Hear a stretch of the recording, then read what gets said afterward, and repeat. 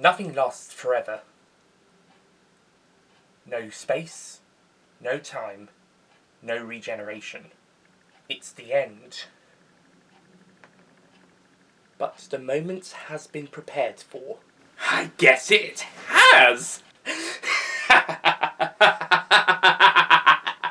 You know what this means? It's time to party! Haters party! Ding dong, the witch is dead. I mean Jodie Whittaker's 13th Doctor.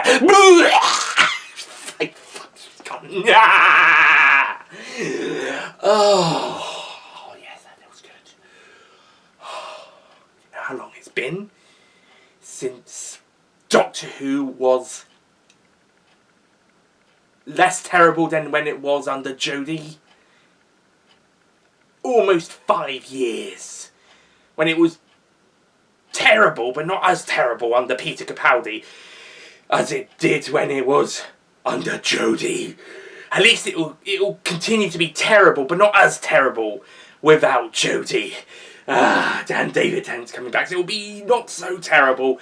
And then Ncuti Gatwa's gonna be the Doctor, so it'll still be terrible, more terrible than with David, but less terrible than Jodie. Yes. You haven't seen the last of me yet. You again? Really? You know what? I can't even be bothered with you anymore. You or anyone like you. Looks like we're going to be doing this the hard way again. As usual. Bugger. Out of batteries. Again. Shit. No! Worth Cove. Which is a terrible place. It's too natural. Too nice. Too good of a location to film stuff. I hate it. I hope the National Trust go ahead with banning the BBC from filming there ever again. Or at the very least, the suing they're gonna do. The suing. Blech. Hate the National Trust, hate the BBC, and I hate Lulworth fucking Cove. Blech. Awful place for a regeneration scene, but since Jodie's regenerating, well, at least that's something. Never mind, I brought a backup. You see, the War Doctor gave me this as a thank you for reviewing his Big Finish box sets. Begins Volume 4 out now. I'll be reviewing it next year. Hopefully in February if all goes to plan. The War Doctor? Bleh! He doesn't even count! He's not numbered!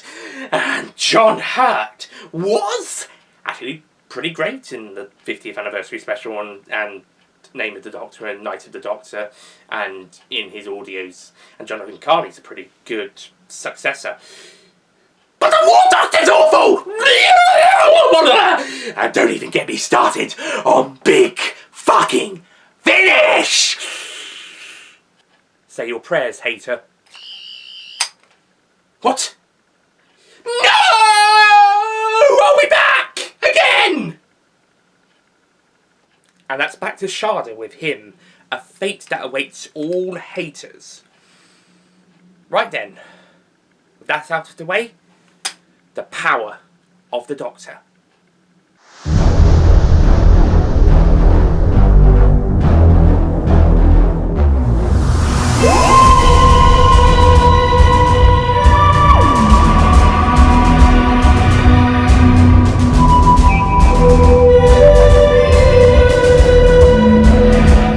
Hello Whoniversals fans, Nick here, and welcome to my review of Doctor Who, The Power of the Doctor, the 2022 BBC Centenary Special of Doctor Who, and Jodie Whittaker's final Doctor Who adventure. Also, it's the 300th Doctor Who story, depending how you count Trial of the Time Lord and Flux, and also if you count Sharda or not. And that's just main TV stories, by the way, as well, so no dimensions in time, time crash, etc. Sorry, Jen. Okay, so The Power of the Doctor. It's a bit of a difficult thing to know where to start with this story, as there is so much going on in this adventure and so much stuff. It's 90 minutes, it's double length, or almost double length in the case of the Whittaker era episodes, as the second longest story, or third longest if you live in North America, because the TV movie's sped up over here, making that a little bit shorter. Five Doctors, I think, still held the title as the longest aired story, and that's also got an extended cut as well. So the plot of this episode sees the 13th Doctor, Yaz, and Dan arrive on this speeding interplanetary train, which is being attacked by the Cybermen, who are trying to capture this creature called the Quarrants. Except they're not ordinary Cybermen, they are the Cyber Masters from the Timeless Children from at the end of Series 12. So they capture this Quarrants because they need it to take it to this planet, which we'll get back to later, but it's a planet that appears in 1916 over Earth. It's all part of this big giant conspiracy the Master has conceived and has teamed up with the Cybermen and the Daleks to take down the Doctor from a shared hatred of each other. The Master is posing as Rasputin for some reason and attempts to get the Doctor's attention by defacing valuable paintings and kidnapping seismologists in 2022, which gets the attention of Unit, Ace and Tegan, and they investigate. Meanwhile, after dropping off Dan back home, the Doctor is contacted by a rogue Dalek about trying to end the Daleks when they are attempting to cause an incursion of Earth around volcanoes, causing volcanoes to erupt, hence the seismology angle. Eventually they realise the Master's behind the capturing and killing of the seismologists, and go to confront him and eventually capture him. But it's all part of his plan again. I don't know exactly what part about his plan was to get captured. Maybe it's to get the Cybermen into units somehow. But he could easily have done that with Tegan's Ashad Russian doll. Speaking of which, Ashad's back. And then the Master escapes and he goes back to 1916 to play with the Doctor, who's been captured by the Daleks. And basically he wants to force regenerate her into him so that he can be the Doctor. So it's very much not too dissimilar to the TV movie in that way. He wants to take the Doctor's lives, except this time he literally wants to become the Doctor, but also still be the Master at the same time. It's kind of a complicated plan. I don't really agree with that line. Such a good plan, he says at the unit. So Yaz and friends, alongside Vinda, have to try and rescue the Doctor, degenerate her back into the 13th incarnation. Well, it's not really the 13th incarnation, but the 13th Doctor, and then try and stop the Master, the Daleks, and the Cybermen. Whew, that is quite a lot for this story. Even if it was a two-parter, it's still quite a lot. It seems to be one of Chris Chibnall's problems outside of Series 11. He seems to be cramming so much into one story. Granted, this one is double length, so it does have that excuse to have a lot more stuff going on, but the Master's plan is quite convoluted, and that is probably my biggest gripe, is that this plan is so convoluted and all over the place. It's like, wait, what's going on? The Quarrants creature is to be the power source of the change of the regeneration thing. Forgot to mention that. So yeah, he has to get captured to get into unit for some reason. So, I don't know, so the Cybermen could invade, I guess, and they could then convert people into Cybermen. Sorry for the wobble there. Whilst the Daleks do their own thing with the volcanoes for whatever reason. Yeah, that part of the story isn't quite great. However, the villains are written really well, and Sacha Dhawan is almost stealing the show as the Master. He is amazing. One of my favourite moments from this episode is when he just dances to Rasputin by Boney M, and it's so funny. Especially when he does this kind of hip movements, and a Dalek and a Cyberman just look at each other completely baffled. They have no idea what's going on. The Master also wants to become the Doctor for whatever reason. Maybe it's because he can't stand being him. He does say he doesn't want to go back to being who he was at the end. Although that bit with the planets it isn't really specifically stated whether he was responsible for that war, or if he's just trying to deface the Doctor's name with the television broadcast. But it doesn't last very long. The focus goes back onto more of Yaz and company trying to degenerate the Doctor. Despite this being very Master-centric, this is Jodie Whittaker's last episode as the Doctor, and she goes out on spectacular form with not only a great performance from her, but the character as well. Besides a few moments which is very similar to what we've had before, like when it looks like she struggles to do lots of exposition, and she's looking up and down a few times, and that seems to be a thing with Jodie's Doctor. But besides that, she does a really great job in her final story, and makes us really believe that she is in crucial danger. As for Mandip Gill, I think this is her best performance in the show. This is her final episode, it's her best performance as Yaz, and it's possibly Yaz's best episode as a character. The way she's written and the way she's handled as a story, especially when trying to save the Doctor from the degeneration and stuff. I think this one definitely is a great showcase of the Doctor and Yaz as a pairing, which is a shame we didn't really get that for a whole episode. Halloween Apocalypse started out that way, but Dan joined in later and he departs at the start of this one, and we got other characters as well. Speaking of other characters, it's great to see Ace and Tegan back, and they have some pretty cool stuff to do. Like Ace gets to they both get to shoot up Cybermen, and then Ace jumps off a building, and then she goes off to whack Daleks with Graham, who's also back. He's great. Always love seeing Bradley Walsh. Whilst Tegan helps Kate fight off the Cybermen and eventually tries to go down to the bottom of Unit HQ to somehow disrupt and stop the Cybermen, whilst Kate distracts them. Also, Kate Stewart is much better handled here than she was in Flux. She's more like back to how she was in the Moffat era, rather than how she was in Flux, where she just kind of turned up. A bit like how Captain Jack was handled in Revolution of the Daleks. Revolution? Yeah. Versus how he was in Fugitive of the Judoon. Sadly, Dan isn't in the adventure that much. He's in the pre-titles on the train, and then he gets dropped off back home, and he then pops up at the end. But other than that, he doesn't really play much into the story, which is a shame, because I did like him and John Bishop quite a bit. But if he doesn't have much to contribute to the story, that couldn't be given to, say, Yaz, Ace, Tegan, Kate, or Vinder, then makes sense. It's also great to see Vinder back because he's great, and Jacob Anson's also great. In terms of the main characters, that's it. But it's also worth noting that this story also has quite a few notable cameos in this story, as well as the return of Ace and Tegan, Kate, and Vinder, and of course Graham, and of course the Master. We also have appearances from in the Doctor's mind, where the 13th Doctor is about to cross a threshold to regenerate. We then see the 1st, 5th, 6th, 7th, and 8th incarnations taking place of the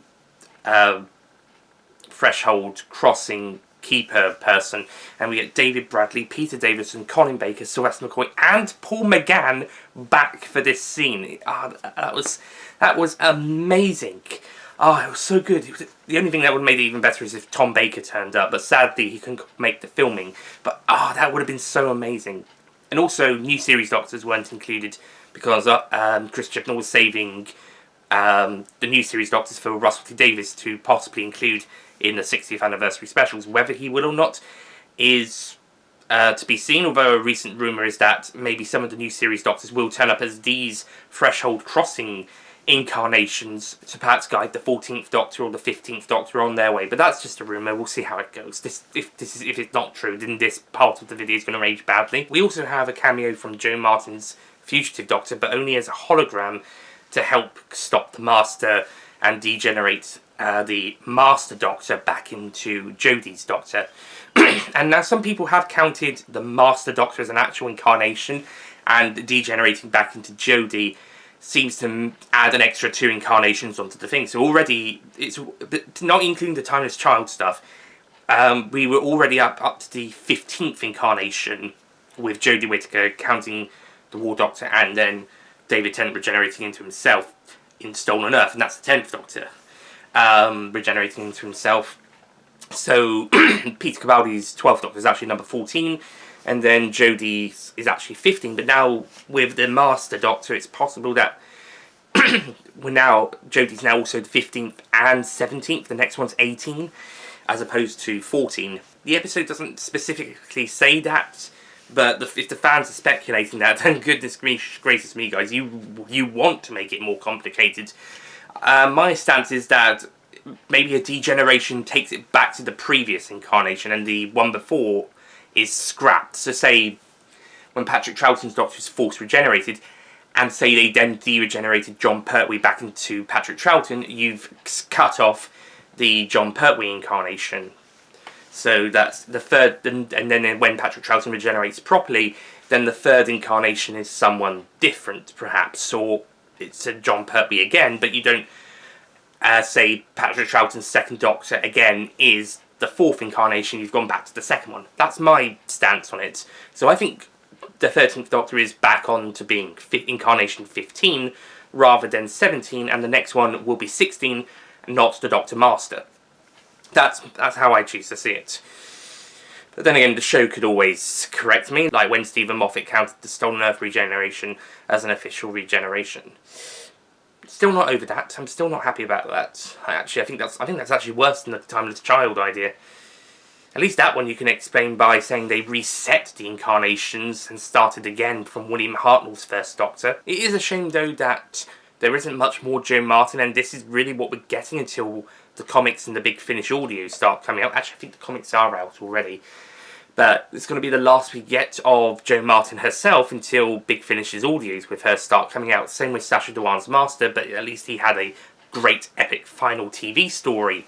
And yeah, it looks like he is going to be his last TV story as the main Master. Maybe he'll come back for a cameo or a special appearance like John Sim did in Series 10. But yeah, it seems like this is the end for him at this point. We also have some pretty nice companion appearances from Ian Chesterton, played by William Russell, Jo Jones, formerly Grant, played by Katie Manning, and Madeline Bush, or Mel, played by Bonnie Langford. Apparently Annika Wills was also going to return as Polly, but she again couldn't make the filming dates. But we can pretend maybe she's one of the people on the laptop, maybe a video call to some other companions out there who couldn't make it. Maybe we could pretend Ryan's there as well, because sadly Ryan, played by Tosin Cole, is not back in this episode. So sadly we don't get all of the 13th Doctor's companions returning for an appearance in the episode. Oh, and as for other supporting characters, yeah, they're all good.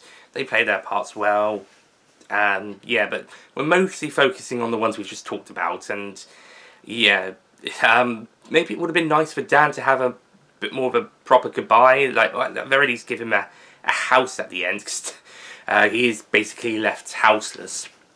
But yeah, overall, I think the majority of these characters have been handled brilliantly, and they get some amazing scenes. It was especially nice to see Tegan interact with the 5th Doctor, and Ace interact with the 7th Doctor when the 13th Doctor's hologram kind of played a bit with their emotions and made them look more like their Doctors rather than 13. As for visual direction, Jamie Magnus Stone does an absolutely brilliant job with the visual direction on this. Some of the transitions are kind of typical Chibnall era transitional shots in the edits, but for the most part this story just looks absolutely amazing and it looks so cool. Yeah, there is a bit too much abundance on big in your face title cards as well in places almost all the time. It does get a bit silly in this era. Like, I like title cards and all, guys, but I think maybe just when we go to that place for the first time, or if we haven't been there for a while, and the same for the time period, you can just do it just once or twice, and not have to keep saying Unit Headquarters London 2022 every other scene, or Russia 1916 for all the time. It's the opposite problem to what I had with the James Bond film No Time to Die, which I've got a poster of right here, where they seem to stop doing title cards the first time since GoldenEye, where they, well actually maybe even License to Kill if you count the Isthmus City one, but The first one since GoldenEye, where they wouldn't have a title card for each new location. In fact, there was no title cards whatsoever. The first one since Living Daylights. So, yeah, I wasn't so happy about that. At least starting from Resolution seems to have that problem in reverse, where you have too many silly-looking title cards, and they are a bit daftly used in places. I know Jean, former member on this channel, complained about them quite a bit, and I'm sure other members have also touched upon this as well, both in video and elsewhere online. Daft location cards aside, the visual presentation is absolutely amazing. It looks brilliant. Maybe there's a little bit of abundance on CG, which seems to be something this era, especially since filming under COVID, has gotten a like for doing. But I think it still looks absolutely brilliant and handled really well. Especially considering this was filmed back last summer, around the time they were announcing they were going. Jodie and Chris then about the time they announced they were leaving, so lockdown regulations were calming down, so they were able to make this episode maybe under less COVID restrictions than the previous 8 episodes. So maybe that was a bit more of a helpful, and then the next episodes next year will be post the worst of COVID, because they were filmed earlier this year, in conditions that are a bit closer back to what we had before, but still kind of in the COVID is still kind of around world. Speaking of which, I'll get back onto the regeneration at the very end, but I do want to quickly mention one thing I'm not so keen on with the Jamie Magnus Stone direct. If I said Jamie Charles, I meant Jamie Magnus Stone. With Jamie Magnus Stone directed episodes is that, and this is a problem, is that it's mainly this in Timeless Children, but the kid actors he has playing the Timeless Child in that episode, and the Quarrant's disguise he has in this episode, they just show very blank faces when they're reacting to stuff. Like this, when we see this kid, who we later find out is a Quarrant's, they're just like, whatever. Kind of like, yeah, just standing here. Even when the Cyberman takes it, it's like, oh, and when it's dangling from the thing, it's like, yeah, nothing to worry about, and just being here, kind of a thing. It's the same problem I had with the Timeless Child's reaction when they were falling off the cliff. They was like, oh, I'm falling off a cliff, kind of a thing. So if that's one thing I think James Magnus Stone can improve on, is actually telling the kid actors he's directing to actually show an expression or emotion, as opposed to just blank face. It makes more sense here, I guess, because it is just a disguise, but come on, you could show off a little bit more emotion, kid. It's not, I mean, I'm not going to bash their performance, I just think that's the issue with Jamie Magnus Stone's kid actors, is he doesn't give them, he doesn't tell them to show them emotion or expression, he just leaves them to be blank, which could be, I mean, it's worse in the Timeless Children, because it really should have shown that kid being a bit more scared or shocked, as opposed to, oh, I'm falling, kind of expression, oh, whatever, kind of thing. Like I said, it makes more sense here, but it's just a thing I've noticed, and I think next time, if Jamie Magnus Stone returns to direct an episode of Doctor Who that features a kid, they need to get that kid to show expression or emotion, because these two examples, yeah, they're just blank faces. As for the final scenes, we get the regeneration as Jodie's Doctor, after Deidre regenerating and saving the day, the Master then, and she's releasing the Quarrants, the Master then gets the Quarrants to shoot one laser beam at her before it's released and escapes, which causes the Doctor to be injured and leads to her regeneration. It's possible the Master was killed around the same time here, but he could possibly have escaped. Even if his TARDIS couldn't go anywhere, he could still have escaped. He was able to teleport there, so he could easily teleport away again. Maybe he'll regenerate and turn back up in the next era, perhaps. Who knows? I know a lot of people thought that Missy comes after him, but I'm going by Chibnall's logic that he comes after Missy. It also allows the Lumiant from Big Finish to be included as a canon incarnation in between as well. It also makes more sense that Sim actually regenerates directly into Missy following the events of Series 10 as well. Anyway, the Doctor and Yaz have a nice moment together, and Yaz is dropped back on Earth where she joins Graham and Dan's companion discussion, group discussion thing together. It's nice that it's Graham's idea because it's similar to how he would usually talk with other people about his illness, his cancer and stuff, and how he opens up to it with a group of people. So he organises something similar, but for past companions or friends of the Doctor, and also Kate can also get them to do a bit of freelance unit work or recruit them or something. Nicely doing it nicely, as opposed to how she did it with the three main characters from Redacted, but you know, nicely in the TV version, in the TV series. And then the Doctor goes to Lulworth Cove to regenerate on the top, and I do like her final lines, including Tag Yoris. I thought that was quite in character for her Doctor, and it is a pretty nice Doctor final line, and it's despite an abundance of CG, but then again they couldn't really go and film on top of Lulworth Cove properly, and they've even threatened to sue the BBC for not telling them exactly what they wanted with filming around Lulworth Cove with the shots of the location before putting Jodie and the next Doctor on the top in the studio for post. And they got a bit annoyed about that they were deceived about exactly what it was being filmed for, and because it's a threat to safety, they're wanting to sue the BBC over embargoation or something, you know, misleading porcupines, etc. You know, that type of thing. They're also threatening to not let the BBC film again. National Trust, I love you. Please don't ban the BBC from filming at Lulworth Cove. I know they kind of deceived you on this one, but you know, that doesn't mean you have to outright ban them. I mean, it's not like they're endorsing dangerous behaviour. It's just a really cool location for the Doctor to regenerate. Come on, have a heart. I know you're concerned about safety, but come on. Come on, guys. You know, as a National Trust member, I would really like you to not ban the BBC from filming at one of your properties. Or at least that property.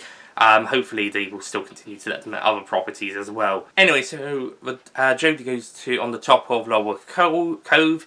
There's a bit more of a kind of filters around it as well, and there's some really nice lines there, and it's just a really beautiful moment. This is one of my favourite regenerations of the new series, and it's so lovely and nice and so great. And we have a pretty spectacular regeneration. And who does she regenerate into? None other than Shooty David Tennant. Wait, what? What? What? Okay, so David Tennant is the 14th Doctor, which makes my comment in my Space Pirates is Not Heaven Sent video about Ncuti Gatwa being the 14th Doctor and all the people, the next Doctors after him, they're now going to have to be one incarnation up. And David Tennant's back as the 10th Doctor. It has to be changed to David Tennant back as the 14th Doctor. Well, it wasn't even a month, and already that video was outdated. Discussion about David Tennant as the 14th Doctor with Ncuti becoming 15 is a discussion for another time. However, as soon as the clothes changed, I knew it was going to be David. Because it was being all kept up a secret. Is it going to be David Tennant? Is it going to be Ncuti Gatwa? Etc. Is it even going to have a regeneration? Because we're not. Because there was rumours that they might not even show the regeneration, the second half of it, who they regenerate into, leave on a cliffhanger, wargame style. What's it going to be? And thank God it wasn't the latter. Thank God we saw the post-regeneration scene. But yeah, discussion about how I feel about it being David Tennant is for another time. However, as soon as I saw the clothes change, I knew it was him because of the costume he'd been wearing in the filming earlier in the year. Why the costume changes in story is to be seen, maybe. But according to Rusty Davis, the reason he didn't want David to wear it is because of the right-wing press and haters out there who would probably slam David Tennant or the show for wearing women's clothes, even though Sacha Dhawan wore them in this episode and people thought it was cool. Well, I say women's clothes, the 13th Doctor's costume. But hopefully there's a story reason as well. But I can see where Russell's coming from. But it still probably would have been fine with David wearing Jodie's costume. We were kind of half expecting that anyway from him or Ncuti. Anyway, so after a brilliant final scene from that episode, the episode comes to a conclusion. And what do I think? This is definitely an amazing episode. It's one of Jodie's best. I don't know if I go so far to say it's one of my favourites of her era, but it's definitely top 7. Because the top 6 are all reserved for ones I consider 10 out of 10. This one doesn't quite make it because I'm not so keen on the Master's actual plan. It's so all over the place and complicated. But otherwise, it's an absolutely amazing story. Once it all makes sense. The characters are all great. It looks amazing. It's stunningly visuals. And it does feel like Chris Chibnall and the crew and cast put their all into this last 90-minute, or almost 90-minute episode to wrap up this era and to celebrate the BBC centenary, as well as starting the celebrations and countdown to the 60th anniversary. It's just an absolute brilliant episode in terms, apart from the Master's plan, because that's just a bit too complicated and it does go a bit all over the place. Also, the last 20 minutes does kind of have to quickly wrap up the episode as well as provide the regeneration itself and closure. So that is a kind of a problem with some of the longer stories, especially with classic series stories like Abominable Snowmen, which recently got shown at BFI and animated, etc. And that spent so many episodes building it up, and then they had to quickly wrap it up in the last 15 minutes of the last episode. So yeah, you can build up for too long of a time and then have to quickly wrap things up. And that is a slight issue here. But overall, the episode is an absolute near masterpiece. It is so brilliant. And on the first viewing of this episode, it was the most fun and most enjoyment I had watching a Doctor Who episode since the 50th anniversary special, The Day of the Doctor, which is still my favourite episode of the show. And whilst opinion on this episode has dipped a little bit, it's still a really great episode, and it was just an absolute ball watching it. So yeah, absolutely amazing. Overall, I will provide The Power of the Doctor with a brilliant 9 out of 10 score, an almost perfect end to this series if it wasn't for the fact the Master's plan's a bit too complicated. And it can be a little bit all over the place. But I will say it is the best regeneration story of the new series after Bad Wolf and the Parting of the Ways, which is still the best regeneration story of the entire show, excluding Day of the Doctor if you count the War Doctor. And is just an absolute masterpiece, and after Day of the Doctor is my second favourite new series story. So yeah, that one is a difficult one to beat, so Eccleston continues to hold the crown. But I think Jodie's one is the next best from the new series, and is a possible top 5 overall. I mean, it also got Caves of Androzani as well, which is absolutely friggin' amazing. And also the War Games of the 10th Planet, also brilliant. So I think it's definitely top 5, maybe even top 3.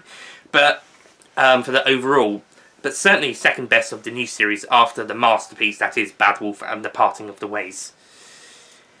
Anyway, so that's it from me with this review. Before we head off, I'd just like to do one last thing, and that's at the end of each Doctor's reviews I've done for either my main channel or my retro channel, I've always given each Doctor a toast farewell. You may have seen this in my Time of the Doctor review on this channel. And since this is Jodie Whittaker's last story, it's appropriate we toast to her and thank her for being the 13th Doctor. So, Jodie Whittaker, thank you. Thank you for being the 13th Doctor. You were fantastic. Absolutely fantastic. Here's to you. And whilst we're here, let's do Jo Martin as well. So, Jo Martin, thank you for being the Fugitive Doctor. You were fantastic. Absolutely fantastic. Here's to you.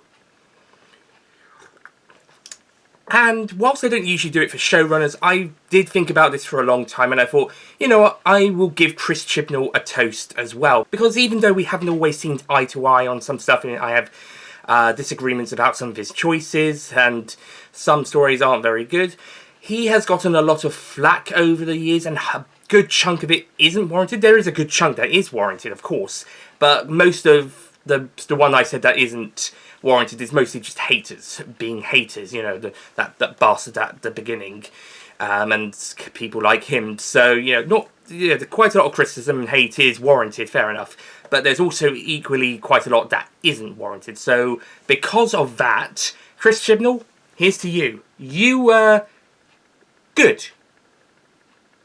Just good. But toasting you anyway, because there's equally lots of people who are not good, who are not kind. So here's to you. Doing that toast just despite the haters whose biggest complaint is that the Doctor's a woman. And that there's black people on telly. Whoop-de-doo. And I shall see you guys next time. We shall see you guys next time. And roll on the 60th anniversary and the 14th and 15th Doctor's eras. Until next time, Whoniversals fans, so long for now.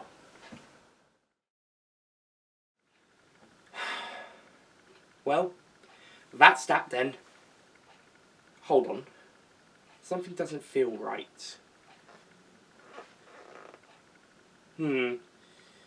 Must be my imagination.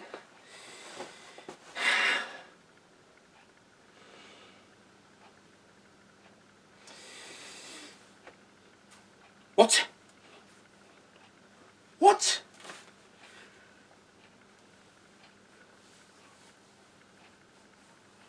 What?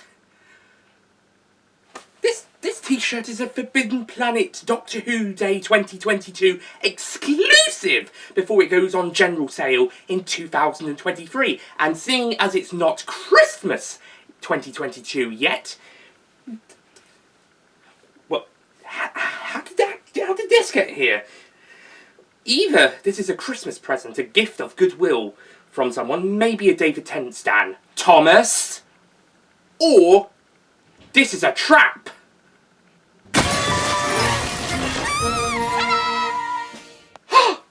It's the Space Pirates! It's back! Oh!